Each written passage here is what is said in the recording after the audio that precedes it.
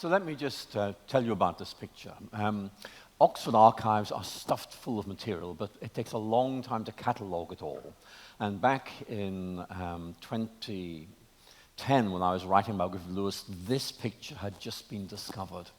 It is a glass plate, very, very old-fashioned, very high definition.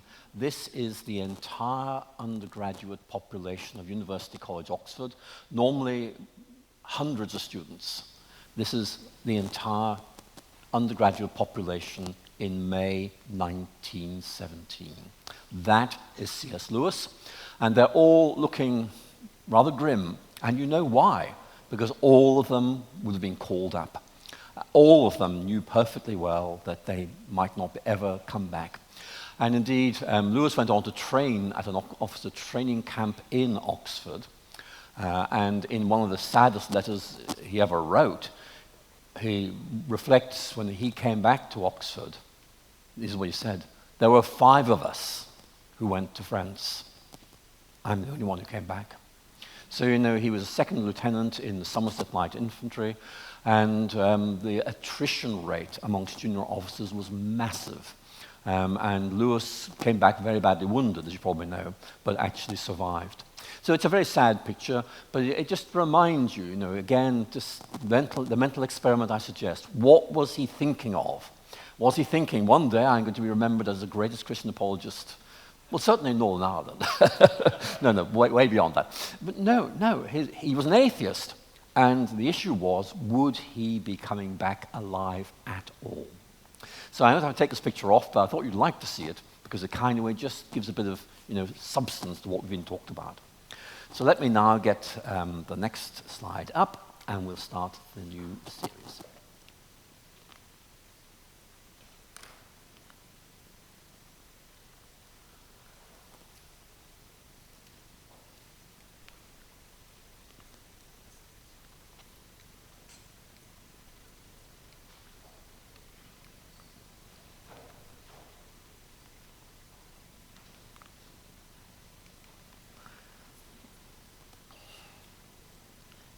Right, we're nearly there.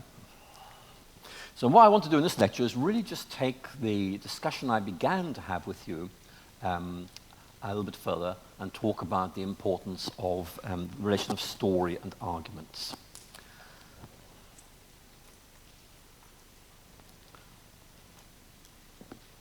There we are.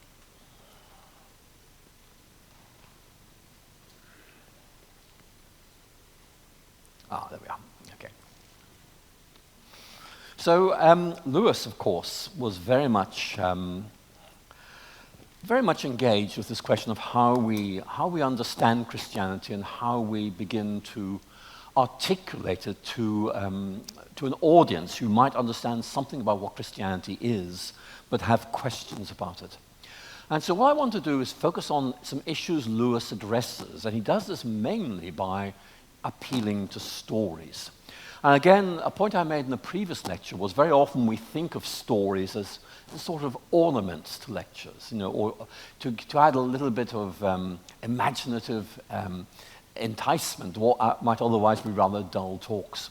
But Lewis actually is saying something rather more significant. Lewis is saying that stories really do help at a deep level. Lewis is very, very clear. If you read Mere Christianity, there are excellent arguments that can be given to show that Christianity is credible, is rationally plausible, and indeed makes an awful lot of sense. And this is to show, I think in Lewis's view, that Christianity is right. But something might be right and yet not have any appeal at all. I think what Lewis is saying is something very important. It's not enough to say Christianity is right. You have to make those connections with people and show that it is real as well. And that is something that was important back in Lewis's day. It's become a lot more important in our cultural situation. I think, back in the late 1990s, people were beginning to say, look, there are 2 criteria you might use. One, is it right? But the second one is, does it work? In other words, what difference does it make to us? And Lewis is anticipating this question because, in effect, he argues that the importance of treating Christianity as a story is it allows us to show that Christianity is real. And that's a very important point for Lewis, because for Lewis, one of the most effective ways of actually demonstrating the fact that Christianity is real, that Christianity possesses the ability not simply to capture the mind, but to transform the person, is through personal storytelling. Through, for example, telling the story of your own conversion. And that, I think, is a very important point for Lewis, that we need to be aware that if you're doing apologetics or if you're just talking about Christianity in a cultural context, is that people will assume that you are going to tell them Christianity is right, but they are going to say, well, it may be right, but it makes no difference to me at all. I mean, if I could give you an example, I mean, here's something that I believe to be right. I could say that Queen Victoria died in 1901. And I'm fairly sure about that. But the point I'm going to make is most of you will shrug your shoulders and say, and, what difference does that make to anyone? And that is the cultural point Lewis is engaging with. It's not enough to say this is right. You need to show it has the capacity to transform human existence, and it's real and relevant. And my problem with theological education is sometimes we don't do this very well. We simply talk about ideas, and we don't really engage with the difference that this makes. Christianity is not simply something we think, it's something we live out. And that's a really important point, and Lewis certainly realizes that's very significant. So let's look at something which I think is interesting. I'm going to talk about shifting culture. Someone mentioned this earlier. Certainly back in 2006, there was huge media interest in Richard Dawkins' book, The God Delusion. And since then, of course, there's been a general decline in this. I mean, the view in the literature is that basically this movement died probably about 2018. It died for two reasons. Number one, the new atheists, Richard Dawkins, Sam Harris, all the rest of them ended up fighting each other rather than actually engaging other people. And secondly, people began to feel these arguments are a little bit stale and dull. They're not really very interesting. And certainly many former new atheists basically have just walked away from the movement saying this is ridiculous. But what I want to do is to mention this book, which is called Coming to Faith Through Dawkins, which I edited along with my colleague at Cambridge, Dennis Alexander. I'm not asking you to read this book. I'm going to tell you what it does, and it makes Lewis's point perfectly. This is a story of 12 people. Dennis and I are not the 12. There are 12 people who began by thinking, Richard Dawkins is wonderful. He's got all the answers. He's a scientist. He's intelligent. This is the future. And then reading his books more closely over an extended period of time led to disappointment, disillusionment. This can't be right. He's far too arrogant. He's under-evidenced. He gets Christianity wrong. He doesn't take Christian writers seriously. And the point is, each of these 12 authors is describing how they began by welcoming Richard Dawkins, then became skeptical, then disillusioned, then felt there has to be something better, and started looking and found Christianity. Now, I want you just to pause and think of the form I've described to you. It's not 12 people saying, here are some good arguments against new atheism. It is 12 people telling their personal stories, which in effect are about real people and real lives, which are initially shaped by the new atheism, and then there's this falling away, this disillusionment, and the realization Christianity makes an awful lot of sense. This book, for quite a long time, was the bestseller in Amazon's categories of atheism and Christianity at the same time. So it's interesting.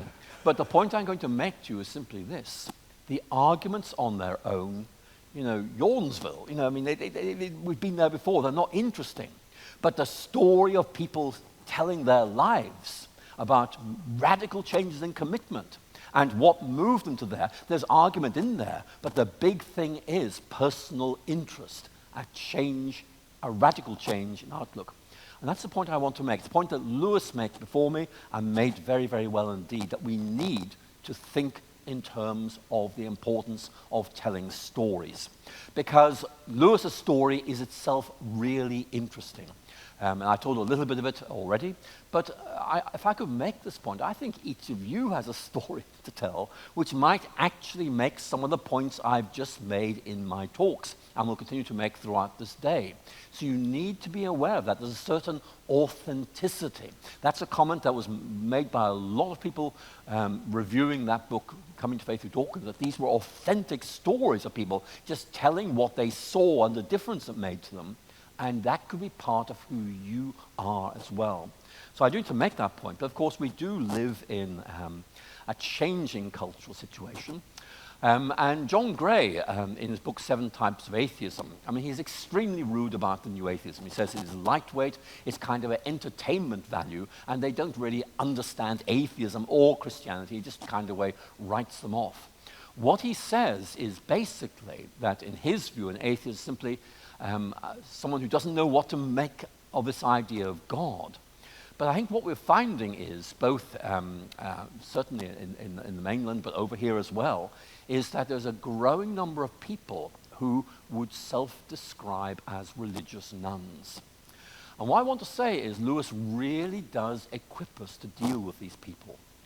What are religious nuns? Well, basically the people who would, in responding to a census question, are you a Christian, Jew, Muslim, Buddhist, or whatever, would tick the box saying none of the above. In other words, I do not self-identify as religious.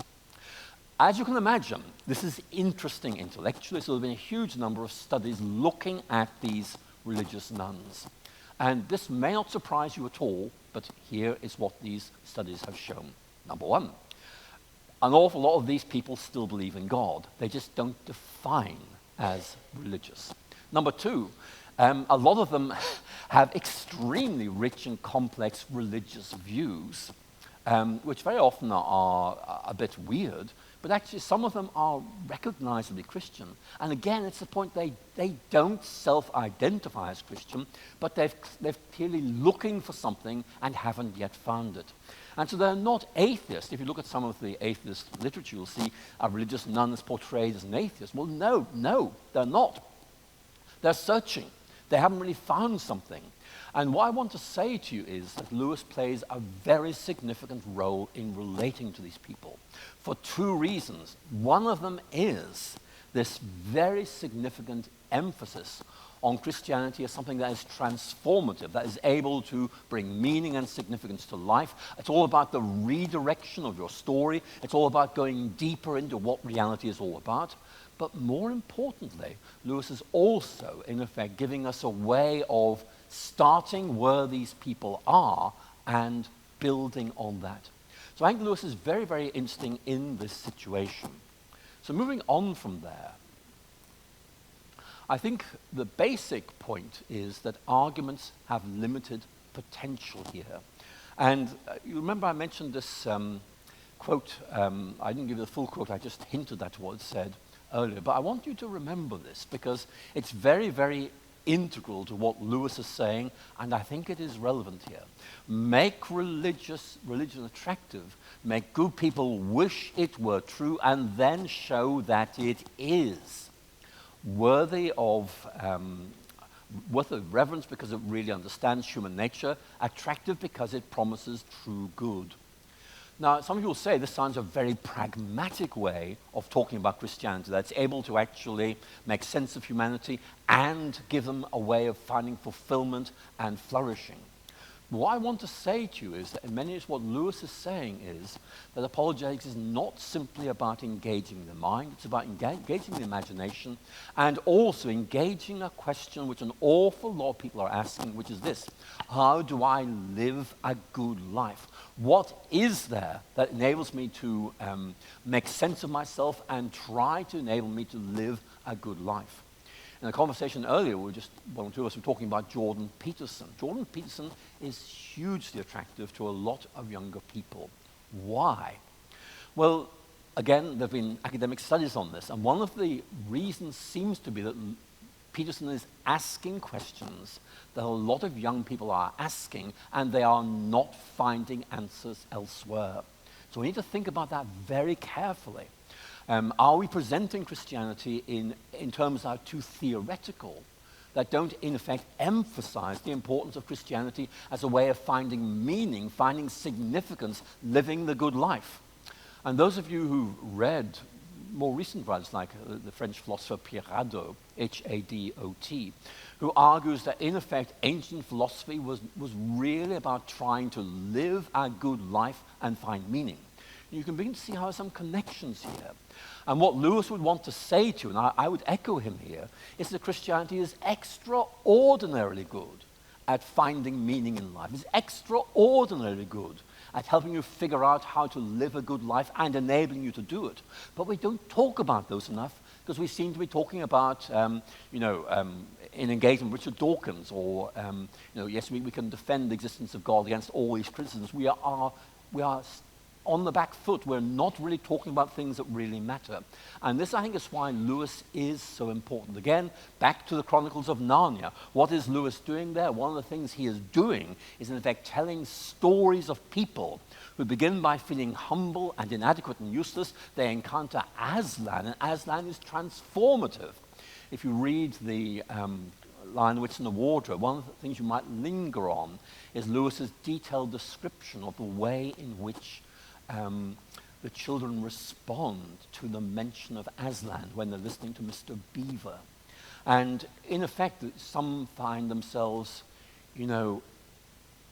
overawed. Some find themselves energized. Some find themselves overwhelmed with delight. The key point is these are intrinsic to the Christian description of Christ. Are we short-selling this? Are we failing to bring out its full significance? And again, I think Lewis is really asking some very important questions here.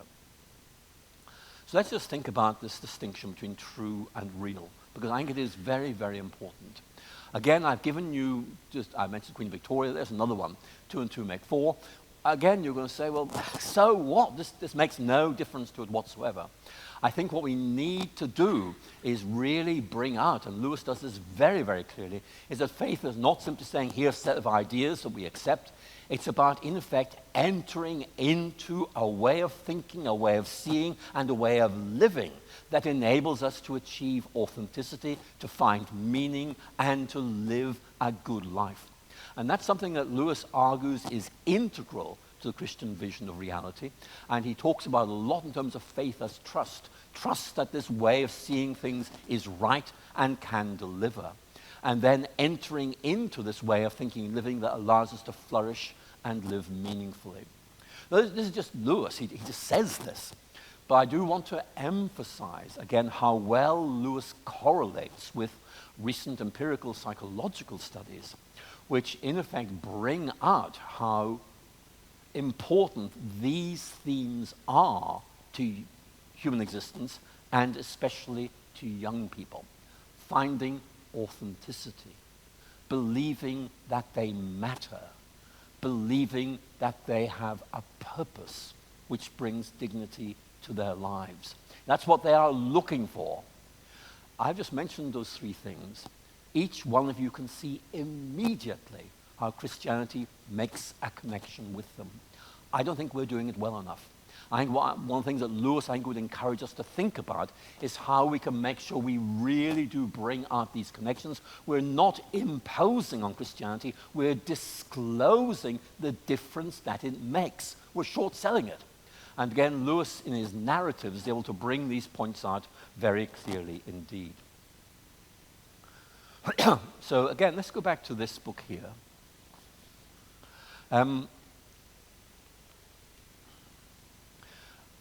In writing this book, Dennis and I, what we discovered was this.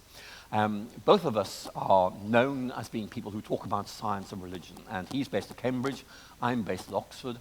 And what we found was that a trickle of people would ask to see us and talk.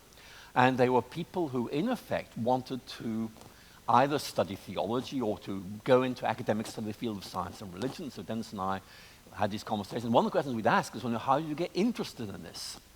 And they would tell us stories. And the stories are just what I've described earlier. But here's what's interesting. We persuaded 12 of these people to actually publish these stories. There are an awful lot more who were younger people in their 20s who did not want to publish their stories because they might be career damaging. They just didn't want people to know they'd been through this. But nevertheless, the point was they had been through this. Initially, Dawkins is absolutely right. Then, no, he's not. And then, this Christianity looks much more interesting. But the key point is there are an awful lot of people out there who are going through this kind of conversation. And you will not be surprised to know that in looking at the people who were instrumental in helping people to see that Richard Dawkins was wrong about things, one of them was William Lane Craig, but the main one was C.S. Lewis. So again, I just want to emphasize how important Lewis is. You don't need to, in effect, replicate his way of writing. You can find ways of translating him into today's cultural vernacular. But I'm just saying to you, he really is very helpful in engaging these issues. So, this is going back to Austin Farrer. Austin Farrer was a very close friend of C.S. Lewis. He was a New Testament scholar at Oxford. He ended up being warden of Keble College, Oxford. To give a bit more detail, when Lewis married Joy Davidman at Oxford's town hall, Austin Farrer was one of the two witnesses to that wedding. Tolkien was not told about this wedding and not invited to the ceremony. And you can imagine that kind of way caused a lot of pain for Tolkien, who felt he'd been excluded from this. But there's Austin Farrer, who knew Lewis very, very well, and this is from his reflection on the significance of Lewis, which he published just shortly after Lewis's death. He makes this point. Though argument does not create conviction, the lack of it destroys belief. What seems to be proved may not be embraced, but what no one shows the ability to defend is quickly abandoned. Rational argument does not create belief, but it maintains a climate in which belief may flourish. Now, the point that Austin Farrer is making is not that arguments in the existence of God or the kind of things that C.S. Lewis does so well necessarily bring people to faith.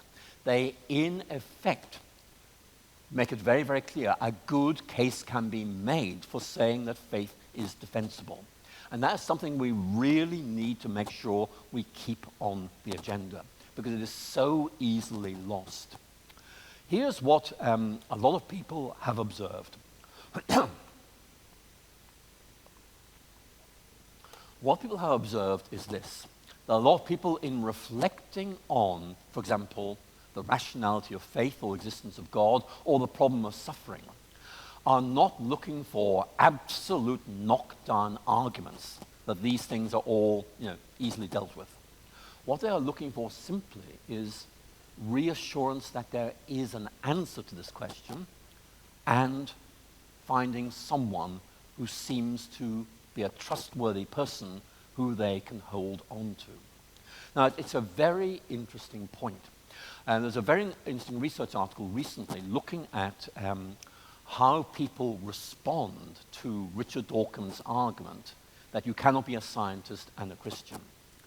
And the research article found that what really changed people's mind was not arguments that science and religion can be held together, but rather individuals who clearly are able to hold science and religion together and are credible. And the research article focused on Francis Collins, who many of you will know used to be director of the Human Genome Project and then became director of the National Institute of Health under 3 American presidents. But the key point is that this research article is saying that actually what makes people think this could be okay is knowing somebody or knowing of somebody who is trustworthy, who seems to be able to hold these things together. And again, Dennis Alexander and I were reflecting on this, that very often these people were coming to us because they trusted us and wanted to talk about this. And as they talked, we began to realize there was this backstory, which is so interesting, which we've now been able to publish. So basically, what Austin Farrer is saying here is that Lewis is very, very good at making sure that the public case for Christianity keeps on being made. It doesn't necessarily persuade people it's right, but nevertheless it is saying this is defensible, that actually you can be an intelligent person and hold on to this. And that seems to me to be a very important starting point. And Lewis is a very good example of somebody who does this. So let's just look at this. Farrer's answer is to appeal to the imagination. Now, not everybody will be happy about this, because many would say, look, actually reason is really important. I agree with that. But actually for other people, the imagination really is significant. And Austin Farrer writes, we can't apprehend anything without an active imaginative creation. And thus, again, this quote I gave you earlier, Lewis makes us think we're listening to an argument, but really he's presenting us with a vision. And it's the vision that carries conviction. And that vision could be intellectual, it could be imaginative, it could be a person. You're presented with a person who is clearly intelligent, who's living out a good life, and their faith is the driving force for this whole argument. So basically, I think there is something there that really is important. So let's look at Lewis on narratives in more detail. Lewis is not saying, hey, I've noticed that people seem like stories. He's influenced by J.R.R. Tolkien, and Tolkien basically has this deep idea that the idea of being made in God's image is about having an inbuilt ability to find the story of God reflected in our own lives and in the created order. This is from Tolkien's very famous poem Mythopoeia, which I will now read to you. We make in our measure and in our derivative mode because we are made, and not only made, but made in the image and likeness of a maker. And Tolkien's argument is that very often we find that we seem to have some kind of template, some sort of narrative templates embedded within us, which makes us tell stories. And Tolkien's argument is that this reflects the fact we bear God's image, and we're going to be able to tell stories as a way of retelling the story of God. So for Tolkien, there is a very strong case theologically for using these kind of narrative arguments. But let's look at Lewis. And this is Lewis on science fiction. This is Lewis reflecting on the importance of H.G. Wells. That's H.G. Wells.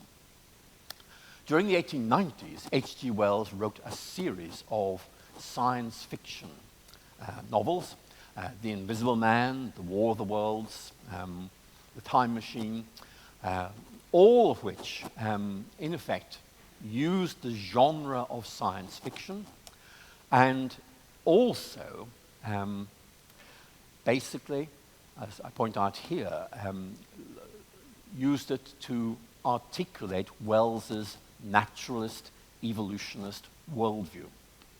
So basically, Lewis loved these novels, particularly War of the Worlds, but disliked the worldview that it presented, sort of evolutionary naturalism. So Lewis began to think like this. What happens if you use H.G. Wells's appeal to science fiction, but you use it to commend a very different way of thinking, namely Christianity? And so really this is Lewis realizing that, in effect, his own expertise as a literary critic and literary scholar could be used in a very significant way. So we're looking at these three novels. Many of you will have read these, and my favorite is Perelandra. That Hideous Strength, though, is the most important of these books in terms of the way in which it engages a scientific worldview. So here's the point I'm going to make. In his book, The Abolition of Man. Published in 1943, Lewis gives a very powerful critique of scientism. Scientism is the view that only science is able to redeem humanity, and only science is able to provide us with absolutely reliable knowledge about our universe.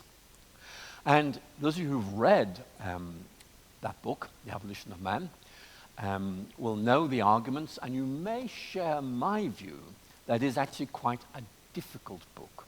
It lacks popular appeal. And certainly, if you look at the sales figures of Lewis's book, that and The Pilgrim's Regress are kind of way down at the bottom. And Lewis was very disappointed about this because he felt the arguments had merit. And then he had that line of thought about H.G. Wells I've just described to you, and thought, what if I were to take the intellectual arguments of the abolition of man, namely that science is useful but can very easily astray, that we need help, that we're in effect prone to abuse things, that in effect we end up taking something that's good and make a real mess of it. What happens if I were able to tell stories that enable me to make those points in a much more accessible way? So these are the three books that result. And as I said, of them, the third here, is by far the most important in terms of its critique of scientism. For those of you who've read this book, you'll know some of the ideas that are there. One is that, that science can very easily end up dehumanizing us. The argument at points in this book is, look, now that we understand the evolutionary process, we can redirect this for our own ends. We can, in effect, take things. Technology enables us to do things which we couldn't do before, and so we can master our world. And Lewis's point in this book is, we may think we're mastering the world. In fact, we are being mastered by the world. You know, we are losing control, absolutely. We are entering into a new stage of human existence where we initiate things that we cannot control, and they may spiral out of control altogether. Now, that Hideous Strength I published in 1945. To be more accurate, it was published on the 13th of August, 1945. And when that book appeared in Great Britain, it resonated with a deep cultural fear, because you think what happened earlier in August 1945, 2 atomic bombs dropped on Japan, and people were feeling, well, hopefully this will end the war. But also, where is this going to take us? You know, there's a real fear that we have unleashed forces we cannot control, and we are now entering into a new and dangerous phase. And Lewis captured that in that Hideous Strength, and that's one of the reasons why it was so significant at the time. But the key point I want to make is that Lewis realized from the relative failure in terms of sales figures of The Abolition of Man, you had to engage the public in a different way. And so here we find Lewis, in effect, using narratives to be able to engage these at a deeper level. So let's move on and look at Lewis again. So we're going back to the whole idea of Narnia telling a story. And the points I've made earlier are these. What Lewis is doing is saying, telling Christianity as a story is making some very important points. It enables us to visualize this idea of stepping into a story, becoming part of it, in effect being invited to participate, not observe. And again, those of you who know Lewis well will know that he draws this very sharp distinction between two ways of engaging our world: the spectator, who simply observes from a distance and isn't interested, and the participant who is drawn into something and finds that as they enter into it, it brings them meaning and significance. For those of you who want to look at this in more detail, read the section of the novel Perelandra describing the great dance, which is all about people finding they are drawn into this dance And in that, they find meaning and significance. What Lewis is saying is that Christianity tells a story which enables you not simply to understand that there is meaning, but you're able to find it. You step into it, you participate, you don't observe. And if Lewis is right, then one of the problems we have is we have lots of people who spectate Christianity, but don't take the next step of stepping into it. So again, Lewis is giving us some thoughts here on how we might develop this idea. So basically, again, I've made this point earlier about who it is you trust. But one of the key points is that, again, if you look at recent scholarly work on the public importance of narratives, the big questions people are asking are, what can I trust? Who can I trust? Which story can I trust? So the dynamic has changed slightly. And so I think in many ways we're being invited to think about this question. How might we show that the Christian story is something that can simply be trusted and also stepped into in a meaningful way? And Lewis's emphasis on stories gives us an answer because it enables us to say that each of us has a story to tell. It may be a story of how you found Christianity, delivers this kind of meaning. It may be a narrative of how you embraced Christianity, and as you went along in your Christian life, you discovered this aspect of it. But Lewis is saying we need to talk about this. We have to show that Christianity is not simply something that's true and trustworthy, but something that actually is real, makes real change. And that really is the point that Lewis is making here. So let's go to this point then. I'll go beyond that. So I'm just going to, again, do a mental experiment with you. If we look at our public situation, there are lots of books out there which portray worldviews. Philip Pullman's Dark Materials trilogy we mentioned earlier. You might think of the Harry Potter series of novels. I think they're quite benign, by the way. I think there's a lot of things we can do with them. Or again, Dan Brown's Da Vinci Code. There's now quite a big scholarly literature on the Da Vinci Code as a kind of delusion which captures people. But anyway, let's look at the Da Vinci Code. How many of you have read the Da Vinci Code? Okay, right, we're all in good company. When I read the Da Vinci Code, I began to read and think, oh, it's quite interesting. Oh, look, he's got the Council of Nicaea wrong. Oh, that's terrible. Oh, yeah.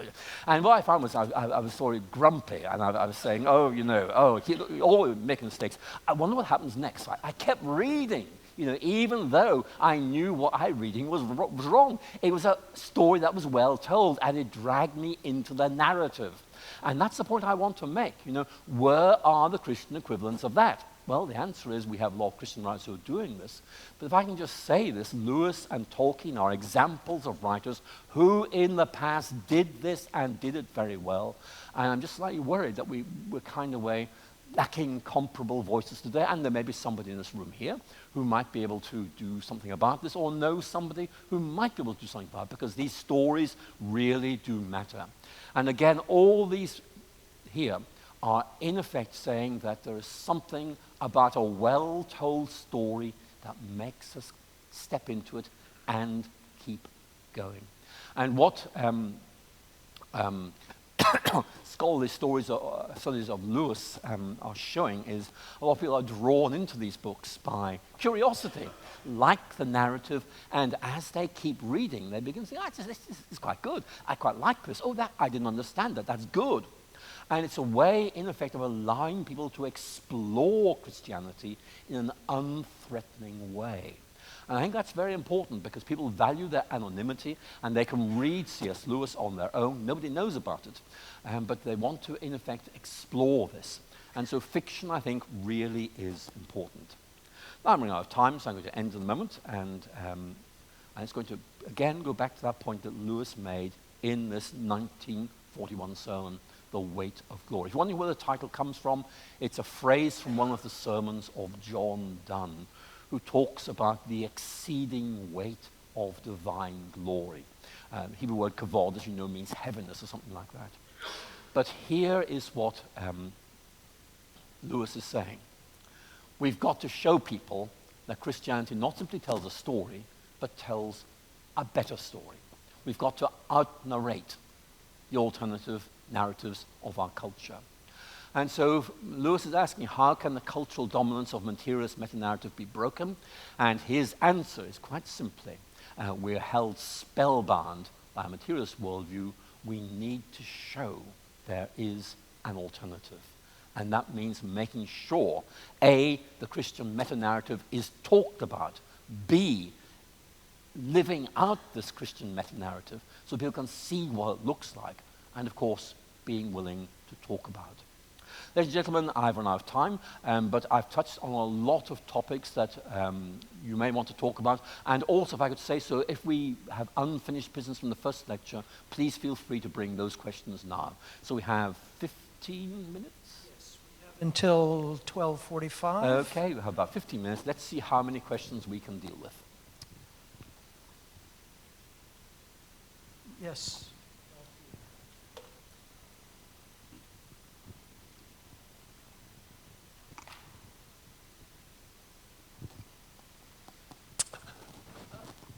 I was just curious, is there a book, is there an essay of C.S. Lewis, may not necessarily be his best, but you feel would be particularly relevant for today? You could read his essay, They Asked for a Story. They Asked for a Story. That's in most collections of his essays. That might help you. Or you could look at some of his own reflections on how he came to write the Chronicles of Narnia. So maybe I'll touch on that, because that's a good question. I mean, Lewis was really very, very worried about people not really seeing Christianity as something they have in their childhood and then they grow out of. And Lewis says, look, as a child, I remember reading these stories like Edith Nesbit and Beatrix Potter, and they entranced me. Where were the Christian equivalents of those that might have held my attention as a child? And Lewis is saying, look, really we need something that children could read and begin to get a vision of what Christianity is all about. But it can't just be a Sunday school story. It has something with more meat to it, more imaginative depth. And that's one of the reasons he wrote Narnia. So maybe that account too would help you. But it really tells us more about how Lewis realized there was a problem than the specific form his answer took. But basically, Lewis and Tolkien together really are saying something very, very similar, that stories are the best way of engaging worldviews. Now, if you want to critique a worldview, you tell a story that critiques it. If you want to commend your own worldview, you tell a story that embodies it and show how well it is. And that was well understood in the late 1940s. Think of Animal Farm, a very good story, which is a critique of Marxism, Leninism. So Lewis was in very good company at the time. I think what we need at the moment is some way of capturing the public imagination and not necessarily persuading people that Christianity is right, but certainly persuading them it needs to be taken seriously. I think that's a good starting point, even though I know we all want to go further than that. Thank you. Did we have a question over here? Yes.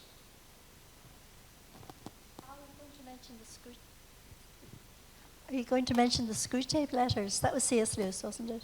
It was indeed. Yeah, that was very interesting. Well, Lewis wrote that book. I don't know if you know this, but he was listening to a rather dull sermon in Holy Trinity, Headington Quarry. And I have to say his mind wandered, and it began to wander. What would happen if...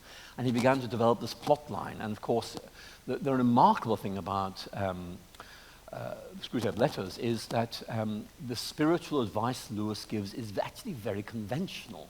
But the way in which he presents it is totally original. And so, in fact, people were introduced to a very traditional way, in a very non-traditional method. And it really got people very, very excited. And in fact, that was Lewis's breakthrough book in North America, because people suddenly realized, here's somebody who's saying something very safe, but actually doing it in such an interesting way that this man is going to go places. We'll see what he writes next. So I think that's one of the things that Lewis did well. And there's some wonderful lines in that book, and I think that's one of the reasons why people really liked it. For example, his description of typical British church congregations, which are not very flattering. But what Lewis is trying to say is, look, you've got to realize Christians are just ordinary people. Get used to it. But that's good. Thank you. Yeah. Was there another one over here? Yeah, okay. Johnny. I like that you brought in sort of some of the series such as Da Vinci Code and Harry Potter, and with the sort of the lack of series and books and fiction like perhaps the Chronicles of Narnia and Lord of the Rings, and sort of to respond to the modern world. Do you see value in, or where do you see value in perhaps using some of the stories that are already part of the public consciousness that people are interested in, that perhaps Christianity can provide an answer to, or how we might be able to share the story of Christianity through some of these stories that are written from not necessarily a Christian worldview, but perhaps have themes that allow crossover or contrast to that? Yes, I think that's very important. I remember when I was a student at Oxford myself, one of the city centre churches, St Alders, developed a film evening where what they would do is show a secular film, but which raised deep existential and moral questions, and then they'd have a discussion about where does this take us. So people were very glad to go and watch the film, and then they would also enjoy the discussion afterwards. And the reason they enjoyed the discussion is because it wasn't threatening. You know, you just came in, you watched it, and you talked about this, and you went away. But very often there are people who went away with interesting questions being answered.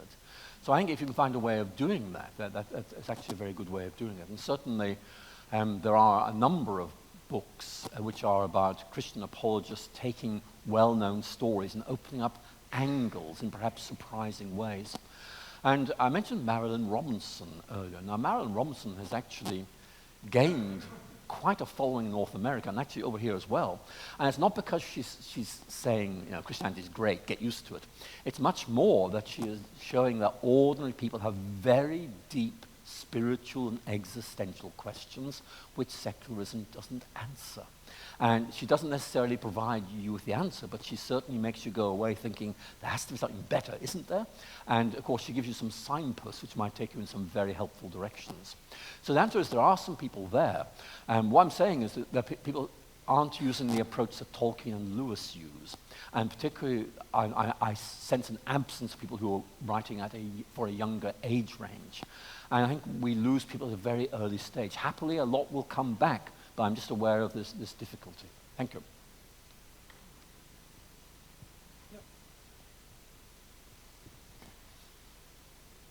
Thank you very much.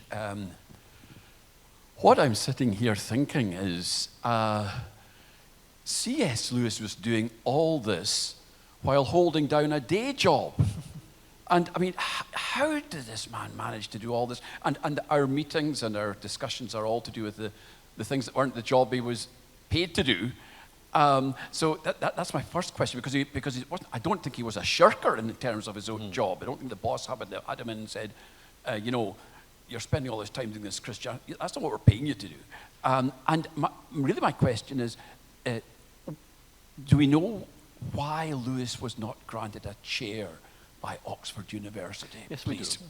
We do. And these talk about these things, and I do want to have a reflection on how he managed to do all this prodigious writing in addition to his day job, and also the respect with which his day job achievements are still held. Thank you. Well, the answer is that Lewis's first academic book was The Allegory of Love. There was a re-review of that book published in 2003, in effect saying more than 50 years after that, 70 years actually, let's re-review it. And it's basically saying this is a standard book. You know, it retains its imaginative power, its scholarly analysis. It initiated new ways of reading some writers, especially Spencer. You know, it really caused a revolution, and so it was a very, very important book. The problem was Lewis didn't really follow through on that. He got interested in writing the Screwtape Letters and things like that, and the Chronicles of Narnia. And I mean, his wider audience was delighted. Oxford wasn't, because for exactly the reason you've described, which is this man is paid to teach and research English literature. And he wrote a brilliant book, The Allegory of Love, and then a very good book on Paradise Lost in 1942. Then radio silence, and instead we have things like Screwtape Letters. And people began to say, look, he isn't doing what he's being paid to do. Or more importantly, he's been given this position of academic privilege. He is not contributing to the field. And J.R.R. Tolkien, who was a much wiser person than C.S. Lewis, picked this up. Again, Oxford professor of English, just saying, look, there's a problem here. And he tried to feed back to Lewis what the problem was, which basically is Lewis was seen as someone who was not scholarly serious. So Lewis, late in the day, said, I've got to do something about this. So he began to write his volume in the Oxford History of English Literature. And that did redeem him completely, because it was such an original book and so scholarly that when it appeared, it got him a lot of kudos. But by that time, Lewis had moved to Cambridge, because finally he got a chair in English there. I think one of the reasons that he got it was that the hostility towards Lewis at Oxford was not felt at Cambridge. And so, in fact, they were very happy to judge Lewis on what he had done rather than what he hadn't done, I put it like that. So, I do wonder what Lewis might have done if he hadn't written some of the books for which we remember him. But I'm so glad he wrote the books for which we remember him. Another? Yeah. Hold on. I'm really curious about how his brother might have influenced his writings, if you could enlarge on that. Yeah. His brother Warney is a very interesting character. Warney and Lewis himself served in the First World War. There's this very, very moving scene in which the two brothers and Mrs. Moore buy a house together in Oxford, which the two Lewis brothers hope will recreate the intimacy of their childhood here in Belfast. So it's very, very moving, in fact. It's all about recovering the intimacy of the past and a way ahead. It didn't work out entirely as they'd hoped, one of the reasons being that Warney became an alcoholic. So that caused him a problem. But what I need to say to you are two things. One is actually Warney was an important influence on Lewis. He was an encourager. Warney himself was a writer in his own right, actually. He wrote some very interesting books on late 18th century France. He loved that period. But I think he really felt literature was important, and he could encourage Lewis to start writing. The other thing is, I don't know if you know this, but Lewis could not and would not use a typewriter. He couldn't because he had problems with his thumb joints. And he wouldn't because he said the clacking of the keys interfere with your appreciation of the rhythm of the words you are writing. You need to hear what you're actually writing. But Warney was a very efficient typist and, in fact, typed up Lewis's manuscripts. So we have many, many letters by Lewis typed up by Warney. It's really, really interesting. So I think Warney, if you like, was a supporter of Lewis. He helped him to do things which otherwise Lewis might not have been able to do.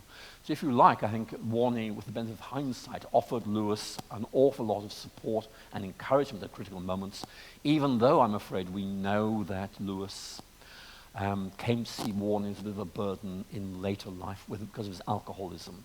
I'm sure you know this story, which is perfectly true, but when Lewis died on the same day as President John F. Kennedy and Aldous Huxley, not very many people attended Lewis's funeral next week because Warney was so overwhelmed by the occasion. They lived in the same house, remember, that he became very, very drunk and forgot to tell people about it. So in effect, the very few people who turned up were those who had been notified at the very last moment by somebody else, because Warney hadn't actually publicized the fact that Lewis's funeral was happening. So it's a complex relationship, I'm afraid, but there are good points, clearly, but some sadder points as well.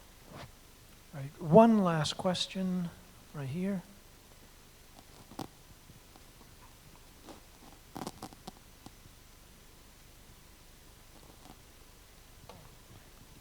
Hello, Professor McGrath. I have a question related to Popular Session 1. You've been emphasizing about the importance of telling story. And it seems to me that telling story, C.S. Lewis seemed to, through telling the story, open up the dialogue between people to find life questions. See, the Chinese people, we love stories. I just wonder, since you know so much about C.S. Lewis, what would you think C.S. Lewis would tell the story to the Chinese community in Northern Ireland? Yes, that's a very interesting question. Lewis didn't really have very many friends from Asia. So he probably didn't really pick up on this. He could have read the story of Gladys Aylward, who, of course, told stories to Chinese visitors at the inn at which she worked, and actually that had a very big impact. But I think that Lewis is being widely read in Asia, and I hope in China. I think one of the difficulties is what the Chinese government at present might make of that. But certainly, as far as from my many Chinese friends who love Lewis, I would say that they found something in him. And what I try to persuade them to do is to go back to China and bring their enthusiasm for Lewis back with them to China. The thing that worries me is, as you're probably aware, translating Lewis into foreign languages isn't easy. It's because of the way he writes his English. And so my concern is that the Chinese translation of his works might not be as good as it could be. But I very much hope that this will happen, and happen soon, and I think it will bring a lot of very interesting results. So thank you for making that point. Right. Well, we're going to let you go for lunch right now, and we'll return here at 1:45. But let's give Alister our thanks. Sure.